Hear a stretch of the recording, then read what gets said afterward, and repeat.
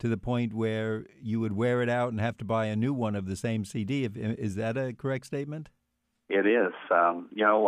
I'm 57 years old today, and when I was originally starting to listen to all of those things, they were audio tapes, the cassette tapes.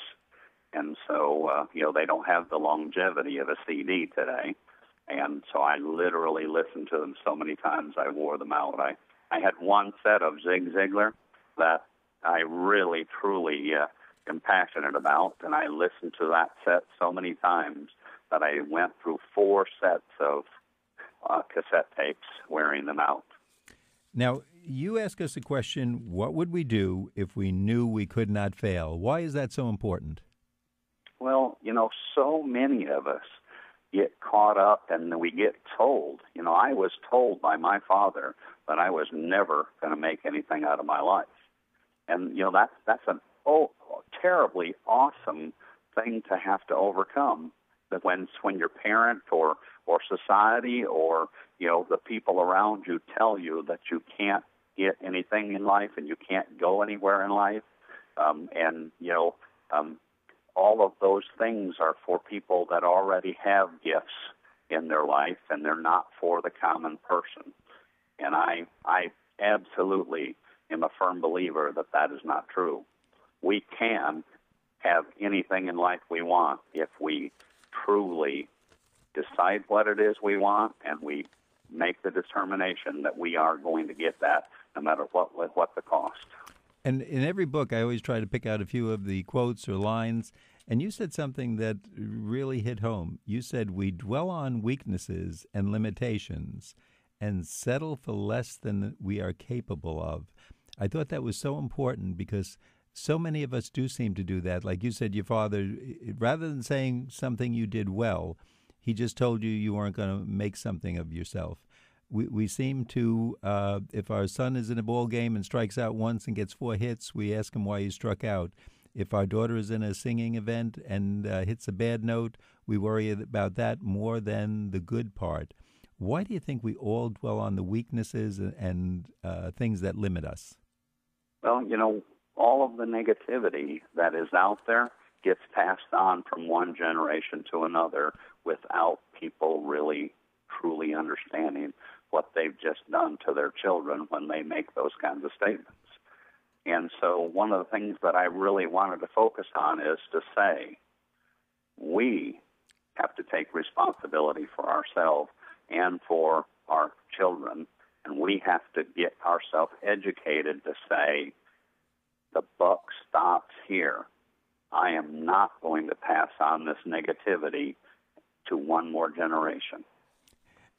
I think that would certainly be wonderful and something that all of us could learn from. Darrell, at this point in the show, we like to remind our listeners that you're listening to The Secrets of Success. My name is Bill Horan. If you'd like to purchase a CD copy of this program, you can send a check or money order for $10 payable to Nassau Community College, care of WHPC, The Secrets of Success, 1 Education Drive, Garden City, New York, 11530. But please ask for Program Series 850, or you can go to itunes.ncc.edu for a free digital copy. The show is produced at WHPC 90.3 FM at Nassau Community College. We'll be right back. You're listening to The Secrets of Success. I'm your host, Bill Horan, and today we're speaking with Darrell Knoch, author of Mastering a Healthy Self-Image, the guidebook to real happiness and enormous success. Darrell, in your book, you tell us about a period in life when you were involved in real estate investing, and I think, if I recall, you were planning or wound up buying and rehabbing 600 properties. But you wrote out a plan so detailed that someone who was going to be working with you, I guess more on the other side, decided they wanted to be partners with you. Did I remember that correctly? You did remember that correctly. I had met a local realtor that was a fairly successful realtor in the city of Chattanooga, and we met for lunch. I told him a little bit about my plan, and he asked me to lunch because I said I'd like him to help me find those homes.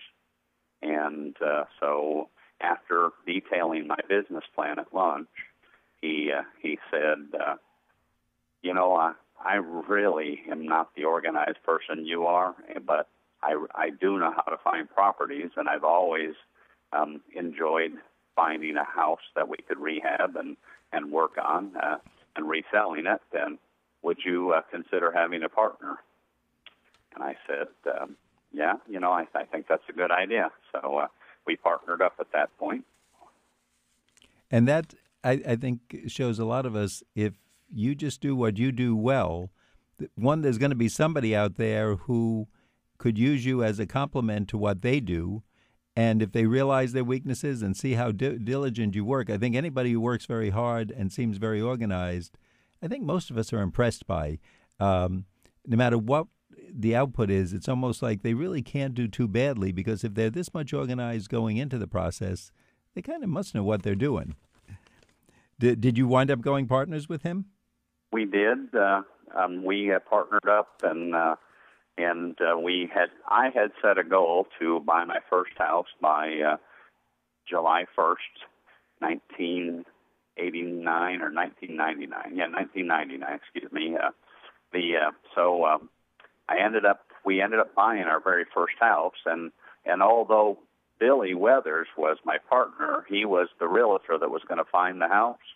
I was so enthusiastic and so ready to shoot out of the cannon that I'm the one that found the very first house, and I'm the one that found the second house that we actually bought. But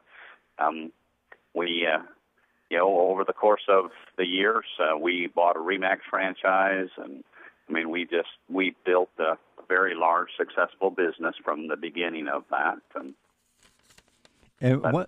One thing that was literally, go ahead. Sorry. No, I was going to say, very impressive to me reading about your businesses. You continually, getting into business, you were obviously successful. You continually worked to learn more and more about whatever you were doing, didn't you? I really believe that is certainly one of the keys of success, is that I read a book a number of years ago that said that if you read for 1 hour a day that you're on a particular subject, you will have so much information that you'll be considered a expert in that industry after 1 year of 1 hour a day. And that stuck with me for so long, and I just have always felt that if I were going to do something, I had to become passionate about it. And in order to become passionate about something, you have to learn everything you can learn. And once you learn all of those things, it just fuels your enthusiasm and your passion so that you can go out and learn and do anything you want. Darrell, I've often seen sports teams, and I've asked the question, sometimes they seem like literally they're playing out of their league. They'll take their kids or students or, I'm referring to junior high and high school coaches, and have them playing a much better team. And then I read something in your book. You said you will not perform beyond that which you think you're capable of. So I take that to mean that these teams, if they're going to play lesser teams, they're going to play at that level. If they're going to play better teams, they're going to raise their level. And, of course, that's what we all want in life, isn't it? It certainly has been for me. I have always had a passion to be the very best that I could be at anything that I chose to do. Now, how do you get people to realize they deserve success? Because you mentioned if people don't think they deserve success, they simply don't try. How do you get that message through to people? Well, there are a variety of things, but, one thing that I like to say is that we have to start learning to be a dreamer. Because if you can't dream, then you're never going to try to achieve. And so you have to start learning to, I guess just like anything, we didn't know anything when we were born. We have had to learn everything we've ever learned. And we can learn to be successful. We can learn to be passionate. We can learn to dream. We can learn to do anything if we just look at what it is that what makes us excited. That's a good question to ask ourselves. What makes us excited? And if I didn't have any boundaries, what would I not dream about? And you mentioned early on in the book something I didn't know about. I'm a fan of Walt Disney, but you mentioned that Walt Disney went bankrupt several times. Is that correct? It is.